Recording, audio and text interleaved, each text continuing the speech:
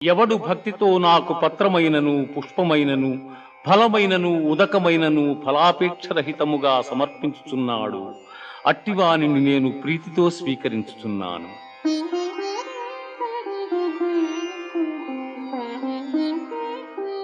మన్మనాభవ మద్భక్తో మజ్యాజీ మాం నమస్కురు మామే వైష్యసి యుక్త్యేవా ఆత్మానం మత్పరాయణగా.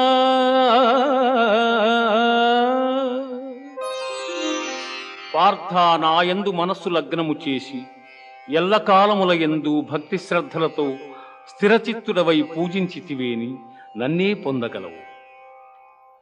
ఇది ఉపనిషత్తుల సారాంశమైన యోగశాస్త్రమున శ్రీకృష్ణుడు అర్జునునకు ఉపదేశించిన కర్మ సన్యాస, ఆత్మ సంయమ, విజ్ఞాన